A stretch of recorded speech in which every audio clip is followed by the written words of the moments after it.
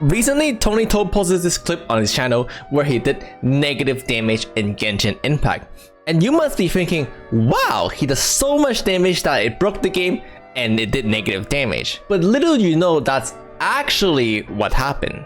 You see, computers represent data using what's known as the binary system, or they represent data using only ones and zeros. For example, a 111 would represent a 7 in the decimal system, while a 1010 would represent a 10 in a decimal system. We can also use a group of binary number to represent other data type, and this is known as a byte.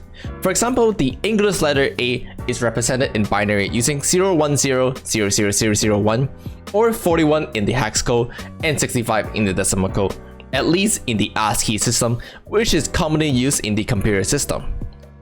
This is referred to as a string. The most common way to represent a number in a computer system is the int32 data type. This means 32 bits is used to represent an integer. And of course, in integer, we have sign. We have positive and negative integers. So how do we represent that? You see, computer represent negative number using this system known as 2 complement.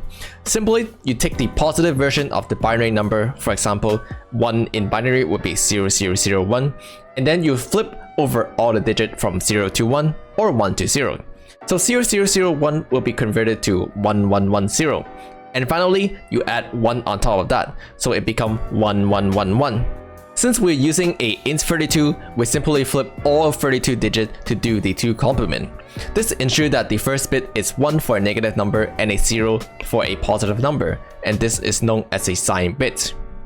As you can see, since we only have 32 digits and 1 is used being to represent a sign, that means the range of number we can represent is actually limited and finite.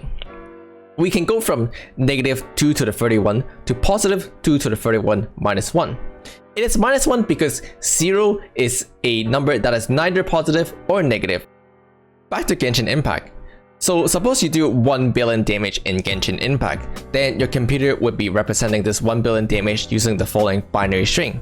And let's increase that damage to 1 billion to 2 billion. Then again, your computer would be representing the 2 billion using the following binary string.